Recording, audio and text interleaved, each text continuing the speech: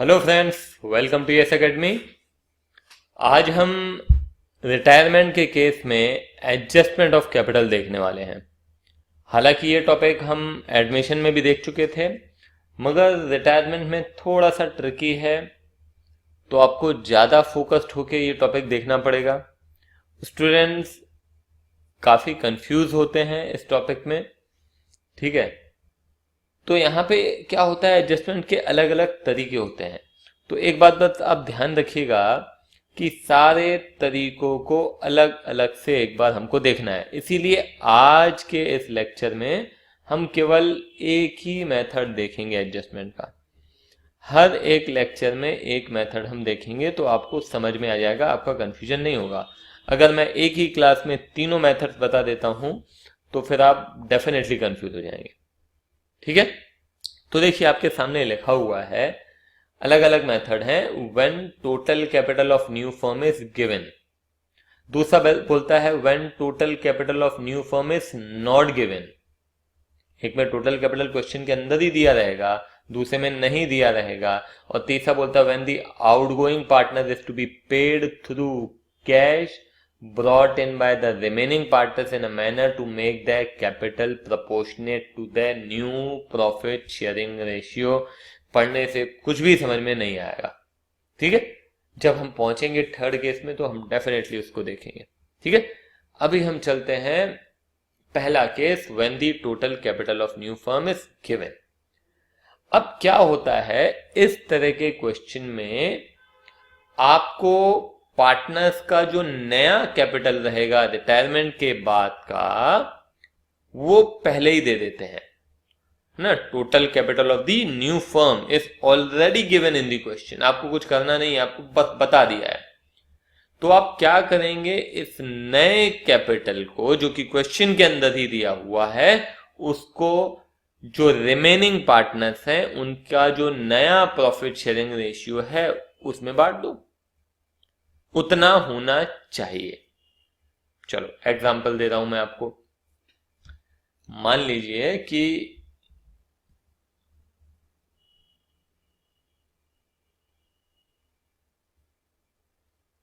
मान लीजिए ए, बी और सी पार्टनर्स हैं, ठीक है। किस रेशियो में है, चलो मान लेते हैं 3:2:1। अब मैं बोलता हूं कि सी भाई साहब चले गए। अब ए और बी का जो नया रेशियो है वो क्या है, वो 3:2 ही है। कितना है, 3:2। और चलो ये भी बोल देता हूं कि क्वेश्चन में बोल दिया कि total capital of new firm will be ₹10,000, ठीक है। तो अब हमको क्या करना है, ए का कैपिटल होना चाहिए उस हिसाब से, है ना। क्वेश्चन में क्या दे दिया, आपको बोल दिया कि न्यू फर्म का जो टोटल कैपिटल है वो कितना होना चाहिए, 10,000। तो मतलब ए का होना चाहिए 6,000 और बी का होना चाहिए 4,000। आई बात समझ में। तो हमको करना क्या है, हमको ये करना है कि पहले आप ए का और बी का एडजस्टेड कैपिटल फाइंड कर लो। अरे सर, एडजस्टेड कैपिटल किसको बोलते हैं? अरे भाई, पहले भी बता चुका हूं। हमें पार्टनर्स को जो कुछ भी देना है, फॉर एग्जाम्पल आपको रिवॉल्यूशन का प्रॉफिट, लॉस, गुडविल का एडजस्टमेंट, ये सब करने के बाद जो कैपिटल आता है that is called adjusted capital. तो वो एडजस्टेड कैपिटल आप मान लो कि चलो ए का एडजस्टेड कैपिटल है 5,000 मान लेते हैं, ठीक है। और बी का एडजस्टेड कैपिटल है 8,000, ठीक है। तो अब क्या करेंगे, ए का कैपिटल है 5,000 मगर होना कितना चाहिए, 6। तो हम क्या करेंगे, 1,000 इसको बोलेंगे लेके आओ, तो 1,000 ही ले आएगा। तो यहाँ पे एंट्री हो जाएगी, कैश आ रहा है, कैश अकाउंट डेबिट टू ए, कितना, 1,000। अब बी के पास चलते हैं, तो बी का कैपिटल है कितना, 8, होना चाहिए 4, ज्यादा है ना, होना चाहिए 4, है 8, तो 4,000 उसको दे देंगे। तो एंट्री क्या हो जाएगी, P2 कैश, कितना, 4,000, 4,000। ये है आपका total capital of new firm is given. अब आप बोलेंगे सर ये तो ठीक है, मगर एक क्वेश्चन भी करा देते तो बहुत अच्छा रहता। बिल्कुल बिल्कुल, हम क्वेश्चन भी करेंगे। तो चलिए क्वेश्चन देखते हैं हम। ये देखो, ये क्वेश्चन आपके सामने है, पढ़ें क्वेश्चन। तो चलिए देखते हैं क्या बोलता है। ऊपर ही ऊपर लिखा हुआ है case 1 when total capital of new firm is given. P, Q and R were partners sharing profits and losses in the ratio 4:3:2 respectively. Q retired when the capitals of P, Q and R before the necessary adjustment stood at 439, 228 and 233. ठीक है, ये adjustment से पहले के capital है, मतलब revaluation करने से पहले, गुडविल का एडजस्टमेंट करने से पहले, रिजर्व बांटने से पहले, सब करने से पहले का कैपिटल है। ठीक है, फर्म्स गुडविल ₹4,30,000। ठीक है, फर्म की गुडविल का वैल्यूएशन भी किया गया होगा। Loss on revaluation of assets and liabilities ₹54,000। क्या है कि पहला क्वेश्चन है ना, तो इसलिए आसान है ना। क्वेश्चन में आपको ऑलरेडी लॉस कैलकुलेट करके दे दिया, आपको रिवैल्यूएशन बनाने की जरूरत ही नहीं है। जनरल रिजर्व है 1,26,000। Entire capital of the newly constituted firm is fixed at 5,60,000। चलो बहुत बढ़िया। देखिए आपको पूरा कैपिटल जो है नई फर्म का पहले ही दे दिया, 5,60,000। आपको कुछ करना ही नहीं है, आपको बस इसको नए रेशियो में डिवाइड करना है। Between P and R in the proportion of 5:8 and 3:8, मतलब 5:3 में इस 5,60,000 को बांट देना। Done. After passing entries in the accounts for adjustment, calculate the actual cash to be paid off or to be brought in by the containing partner and pass the necessary journal entry। चलो बहुत बढ़िया। देखो, हालांकि यहाँ पे उन्होंने laser पूछा नहीं है, मगर फिर भी हम लेजर बना रहे हैं। अरे सर क्यों बना रहे हैं, रहने दो ना। अरे भाई हम इसलिए बना रहे हैं क्योंकि आगे आपको लेजर ही बनाने पड़ेंगे। जर्नल एंट्री तो ठीक है, वो भी कर लेंगे, मगर लेजर बनाना जरूरी है, क्योंकि आगे जब आप क्वेश्चन करेंगे 8 मार्क्स के, तो हर एक क्वेश्चन में इस तरीके का एडजस्टमेंट करना पड़ेगा आपको, वो जो कि आपको बनेगा नहीं। ठीक है, इसलिए हम यहाँ पे लेजर जरूर बनाएंगे। तो सबसे पहले तो आप देखो कि यहाँ पे कैपिटल्स कितने दिए हुए हैं, तो कैपिटल हम यहाँ लिखते हैं बाय बैलेंस ब्रॉट डाउन। कितना 439। ठीक है, फिर है 228, फिर है 233। ठीक है, फर्म्स गुडविल 4,32,000। बहुत बढ़िया। अभी ध्यान देंगे बहुत अच्छे से, यहाँ पे कौन रिटायर हो रहा है, क्यों रिटायर हो रहा है। ठीक है, अब आप देखो कि हमको ये चेक करना है कि जो गुडविल है ना, ये जो गुडविल है वो क्यू को कितनी मिलेगी, दैट इज वेरी। क्यू को कितनी मिलेगी ये कैसे पता चलेगा, तो चलिए देखते हैं। देखो, सबसे पहले तो हमको देखना पड़ेगा कि किसको, देखो क्यू को कितना मिलेगा, दैट इज इजी, क्योंकि आपको मालूम है कि गुडविल कितनी है 432। चलो देख लो इधर, 4,32,000 गुडविल है ना, जिसमें क्यू को देना है इंटू 3/9। तो देखिए जरा, 3/9 मतलब 1/3। 432 डिवाइडेड बाय 3, तो ये हो जाता है 1,44,000।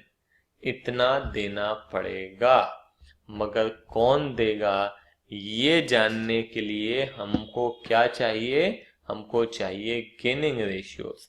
तो गेनिंग रेशियोज कैसे आएंगे, अब आपको कंपेयर करना पड़ेगा न्यू और ओल्ड के बीच में, है कि नहीं। तो देखते हैं कि P को पहले कितना मिल रहा था। P को पहले मिल रहा था 4/9। ठीक है, और अब कितना मिल रहा है, ये आपका ओल्ड है ना, और अब न्यू कितना मिल रहा है 5/8। ठीक है, तो एक काम करते हैं, इनके डिनोमिनेटर सेम कर देते हैं। ये ओल्ड है, ये न्यू है, तो डिनोमिनेटर हम इसको सेम करते हैं। 8/8, यहाँ पे 9/9, तो ये हो जाएगा 32/72, और ये है 9 कितना है 9/9 है, तो ये हो जाएगा 45/72। तो आपको पहले मिल रहा था इतना, अब मतलब न्यू माइनस ओल्ड, तो न्यू माइनस ओल्ड ये हो जाता है 13/72। ठीक है, यहाँ पे जगह की कमी के चलते वर्किंग प्रॉपर नहीं हो पाएगी। ठीक है, अब यहाँ पे आ जाओ आप आर। आर को पहले कितना मिल रहा था 2/9, अब कितना मिल रहा है, अब मिल रहा है 3/8। तो इनका भी डिनोमिनेटर सेम करते हैं, 8/8, ये 9/9, तो ये हो जाएगा 16/72, और ये हो जाएगा 27/72। तो कितने का फायदा हुआ 11/72। आई बात समझ में? तो ये जो 1,44,000 देख रहे हैं ना, ध्यान रखिएगा, 1,44,000 को आप 13:11 में बांटेंगे, मतलब P देगा कितना 13/24 इंटू 13/24, ये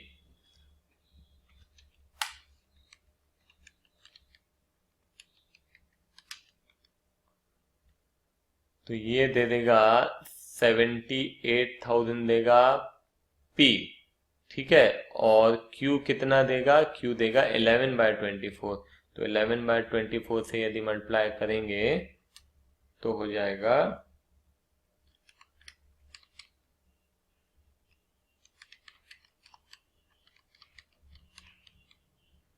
66,000 है ना, 66,000। आई बात समझ में? क्या किया हमने, 4,32,000 देना था, जिसका 4,32,000 टोटल गुडविल थी, जिसका हमको 1/3 देना था 144 को आपने 13:11 में बांटा। ठीक है,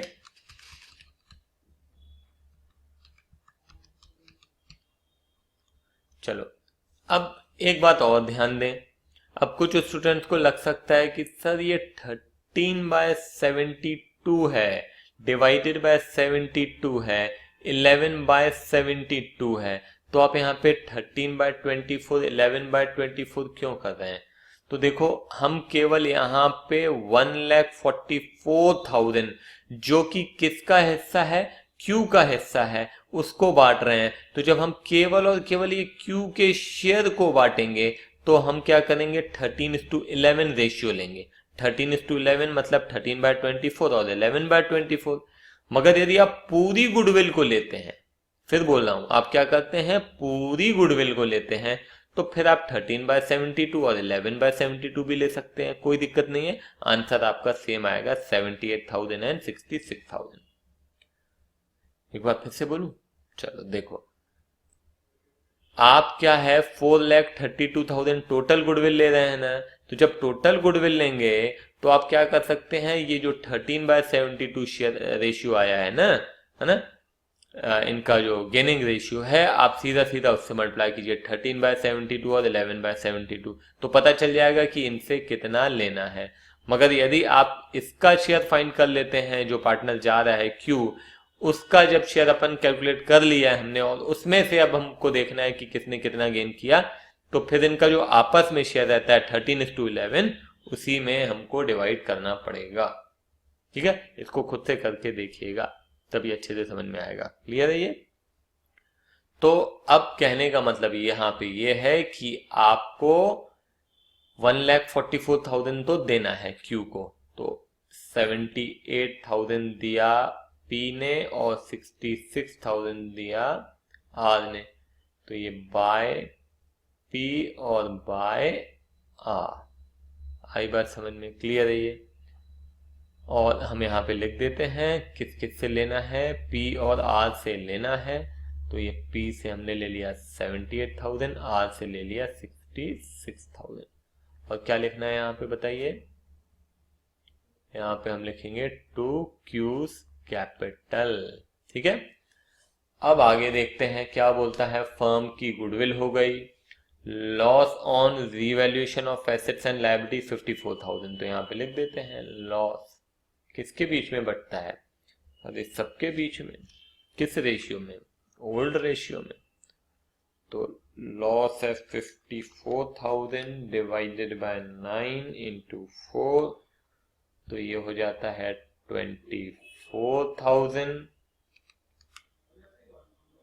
18,000 और 12,000। ठीक है, उसके बाद जनरल रिजर्व, तो जनरल रिजर्व तो हम क्रेडिट करेंगे। ठीक है ना, जनरल रिजर्व किसके बीच में, अरे सर बार बार आप पूछते हो, आप मालूम तो है सबके बीच में। सबके बीच में। चलो 1,26,000 डिवाइडेड बाय 9 इंटू 4, ये हो गया 56,000, 42,000 और 28,000। और क्या देना है, लॉस हो गया, जनरल रिजर्व हो गया। Entire capital of newly constituted firm is fixed at 5,60,000 between P and R in the proportion। चलो, now this is very very important. ये जो 5,60,000 है, ये इनका कैपिटल होना चाहिए। मतलब फाइनली इतना कैपिटल करना ही है, इतना ही कैपिटल करना है ना। P और R का जो फाइनल अब बैलेंस आएगा वो टोटल मिला के 5,60,000 आएगा। और इनको यदि उनके रेशियो में बांट दिया जाए तो 5:3 में बांटना पड़ेगा। तो हम क्या करेंगे, हम यहां पे लिखेंगे टू बैलेंस कैरीड डाउन। कितना ध्यान देंगे, 5,60,000 को ही बांटेंगे 5:3 में। सर नहीं समझ में आया, सर क्या बोल गए आप। चलो फिर से बोलता हूं, ध्यान देंगे। क्वेश्चन बोलता है कि इनका जो नया कैपिटल रहेगा वो रहेगा 5,60,000 और किस रेशियो में रहेगा, 5:3 में ही रहेगा। तो सीधी सी बात है कि इनका जो फाइनल बैलेंस है वो 5,60,000 रहेगा, जो कि 5:3 में रहना है। तो हम 5,60,000 को यहाँ पे टू बैलेंस, जो फाइनल उनका बैलेंस रहेगा उसमें लिख रहे हैं। किस रेशियो में लिख रहे हैं, 5:3 में लिख रहे हैं। तो 5,60,000 डिवाइडेड बाय 8 इंटू 5, तो हो जाता है 3,50,000 एंड 2,10,000। इज इट क्लियर, समझ में आई बात। अब क्या करना है अब आप देखो, अब करो अब बैलेंसिंग। ये बैलेंसिंग तो हमने क्या लिख दिया, खाली हमने जितना होना चाहिए वो लिख दिया। अब आप देखो कि इनका है कितना, तो कौन कितने पैसे लेके आएगा या लेके जाएगा वो अभी तय हो जाएगा। कैसे होगा देखो, इसका ऑलरेडी जो बैलेंस था वो था 4,39,000, 56,000 हम इसको जनरल रिजर्व भी दे दिया हमने। ये टोटल मिला के हो गया 4,95,000, जिसमें से हमने ये गुडविल के पैसे उससे 78,000 ले लिए, ये माइनस किया। लॉस भी 24,000 का उनका जो है वो भी माइनस किया। तो इसका जो कैपिटल ये जोड़ने के बाद और ये घटाने के बाद जो आ रहा है दैट इज 3,93,000। मतलब P का जो एडजस्टेड कैपिटल है, एडजस्टेड ध्यान देना, एडजस्टेड कैपिटल किसको बोल रहे हैं, ये जो भी रिजर्व दे के और गुडविल का एडजस्टमेंट करने के बाद, रिवैल्यूएशन का एडजस्टमेंट करने के बाद जो कैपिटल आ रहा है दैट इज एडजस्टेड कैपिटल। तो P का जो एडजस्टेड कैपिटल है वो है 3,93,000। आई एम रिपीटिंग, P का जो एडजस्टेड कैपिटल है दैट इज 3,93,000, मगर होना कितना चाहिए? 3,50,000। ठीक है, होना कितना चाहिए? 3,50,000। तो हम क्या करेंगे, बाकी जो एक्सेस मनी है 43,000 वो दे देंगे। ये हम कुछ नहीं कर रहे हैं, बैलेंस कर रहे हैं, ये मैं आपको समझाने की कोशिश कर रहा हूं। हमने एक बार क्या किया, ये जो इनके जितना कैपिटल इनका होना चाहिए वो हमने यहाँ पे लिख दिया, उसके बाद हम खाली बैलेंसिंग कर रहे हैं। यहाँ का टोटल किया, यहाँ का टोटल किया, जितना कम हुआ वो टू कैश। अब आप पूछ सकते हैं सर ये तो इस तरफ कम आया, अगर इस तरफ कम आता तो, अगर इस तरफ कम आता तो बाय कैश लिख देते। Getting my point? Is it clear? वैसे ही अब आर के पास चलते हैं, तो आर का भी टोटल करते हैं। क्रेडिट साइड का टोटल है 2,61,000। ठीक है, 2,61,000 क्रेडिट साइड में हमें क्या क्या देना है ना, मगर हमको उससे कुछ लेना भी था। 66,000 माइनस 12,000। तो इसका जो कैपिटल है ये देने के बाद और ये लेने के बाद आर का जो कैपिटल होना है वो है 1,83,000, और होना कितना चाहिए? 2,10,000। मतलब इसको पैसे लाने पड़ेंगे। तो जब आप बैलेंसिंग करोगे तो हमें यहाँ पे लिखेंगे बाय कैश। ये आपका बैलेंसिंग फिगर है। कौन सा फिगर है? Balancing figure. तो ये बैलेंसिंग फिगर में आप लिखेंगे बाय कैश आर के अकाउंट में 183 है ना। अब यहाँ पे देखो मैं बता रहा हूँ फिर से, ये टोटल करो, ये टोटल करो, तो जो डिफरेंस आएगा वो आपको यहाँ पे लिखना है। तो मैं आपको बता दे रहा हूं कि कितना यहाँ का टोटल आ रहा है।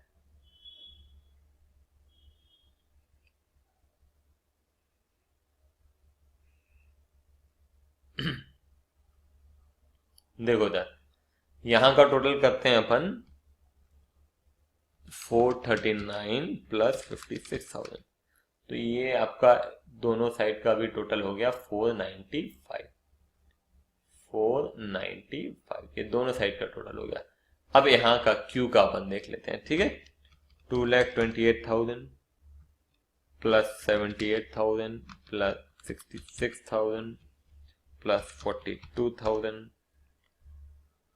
ये तो क्यू का हो गया है ना।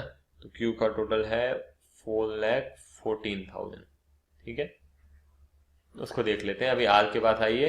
अब आर का इधर का टोटल और इधर का टोटल, तो मेरे को लगता है इधर का टोटल ज्यादा है। देखिए यहाँ पे 2,10,000 प्लस 12,000 प्लस 66,000, तो यहाँ का टोटल आ रहा है 2,88,000, जो कि ज्यादा है। ठीक है, 288। तो जो ज्यादा है यहाँ भी लिख दिया 288, मगर आप देख रहे हैं यहाँ पे कम है। तो -233 माइनस 28,000, तो ये आता है 27,000। ठीक है, समझ में आई बात क्या किया है यहाँ पे मैंने? ये आप खाली एक बार बैलेंस फिगर लिख लो, उसके बाद बैलेंसिंग कर लो। बिल्कुल आसान तरीका। क्या बोला मैंने बोला आपको टोटल कैपिटल दिया हुआ है ना क्वेश्चन में, हाँ, बस वो आपने लिखा टू बैलेंस कैरिड डाउन में, उसके बाद बैलेंसिंग होगी। उसके बाद तो जितना भी आएगा, चाहे वो डेबिट साइड आए चाहे क्रेडिट साइड आए, तो उसी प्रकार से आप टू कैश बाय कैश लिख देंगे। ठीक है, अब ये क्यू का क्या करें? तो क्यू का हम लिख देंगे टू क्यूज लोन अकाउंट, है ना। तो ये 4,14,000 माइनस 18,000, तो दैट वुड बी 3,96,000। ठीक है, 4,14,000। Got my point? Is it clear? समझ में आया? मैंने कोशिश तो किया है कि आपको समझ में आना चाहिए, है ना। फिर भी यदि नहीं आया तो एक बार फिर से लेक्चर देखो। ठीक है, तो यहीं पे अभी हम फिलहाल इस क्वेश्चन को खत्म करते हैं। आगे नए टॉपिक के साथ मिलते हैं फिर।